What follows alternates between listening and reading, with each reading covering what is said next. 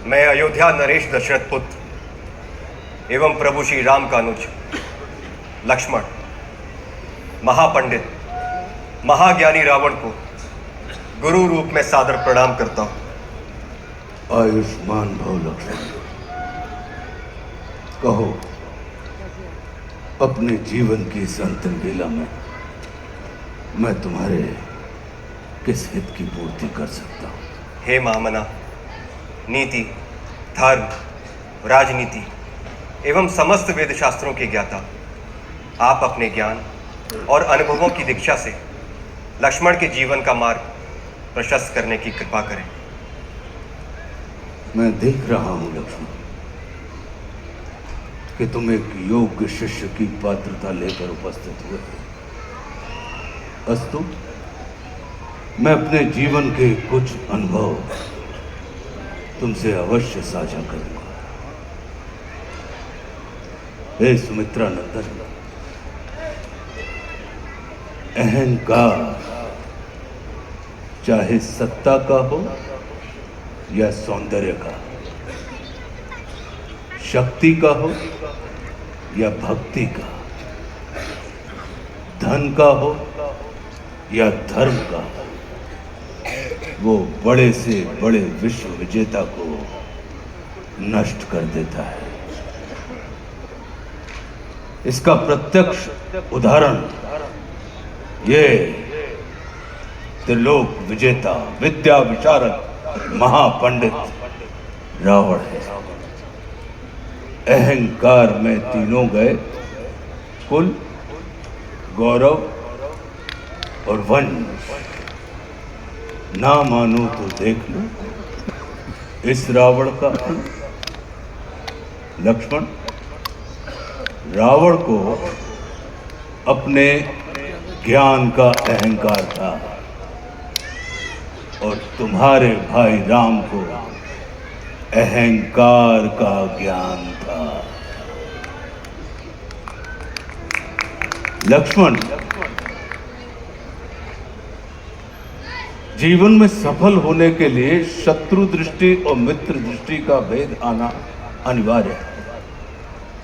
मित्रता भले ही अपने समतुल्य या अपने से निम्न स्तर के व्यक्ति के साथ कर लेना, किंतु शत्रुता सदैव अपने से योग्य व्यक्ति के साथ ही ठानना। क्योंकि ये जगत हमारे व्यक्तित्व का आकलन हमारे मित्रों को देखकर नहीं, हमारे शत्रुओं को देखकर लगाता है।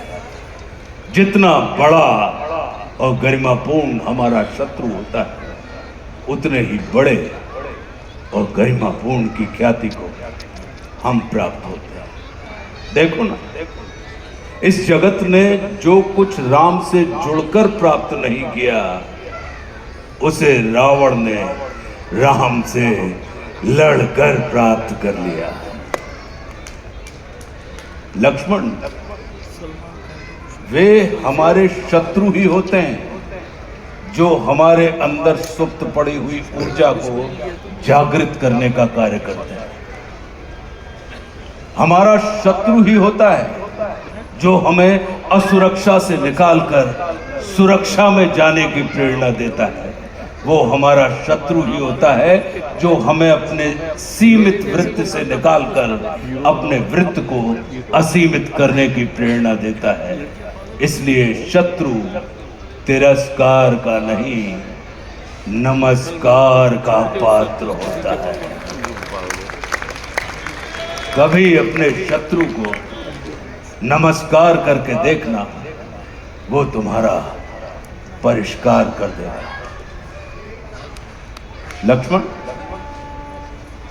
जैसे शरीर को संचालित करने वाला मस्तिष्क आकार में शरीर से बड़ा नहीं होता, गज को संचालित करने वाला अंकुश आकार में गज से बड़ा नहीं होता, वैसे ही व्यवस्था को संचालित करने वाले व्यवस्थापक को कभी भी व्यवस्था से बड़ा नहीं होना चाहिए। ये सारा नीति ज्ञान तुम्हारे भाई श्री राम तुम्हें स्वयं दे सकते थे, किंतु उन्होंने तुम्हें मेरे पास भेजा। जानते हो क्यों? लक्ष्मण, मेरी संस्कृति असुर की है, लेकिन मैं प्रकृति से एक तपस्वी हूं, साधक हूं। और किसी भी व्यक्ति को अपने अंतिम समय में अपनी संस्कृति के अनुसार नहीं, अपनी प्रकृति के अनुकूल कर्म करने चाहिए, तब उसे मृत्यु नहीं, मुक्ति प्राप्त होती है।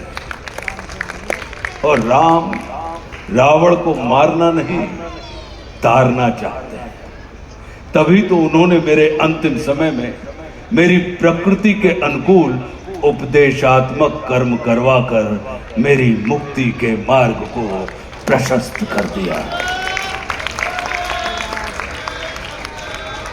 आने वाले समय में यह जगत कहेगा कि त्रिलोक विजेता, विद्या विशारद, महापंडित रावण की पराजय का एकमात्र कारण है कि उसके पास लक्ष्मण जैसा भाई नहीं था। लेकिन इस जगत को यह स्मरण रखना चाहिए कि लक्ष्मण जैसा भाई प्राप्त करने के लिए व्यक्ति को रावण नहीं, स्वयं राम बनना पड़ता है।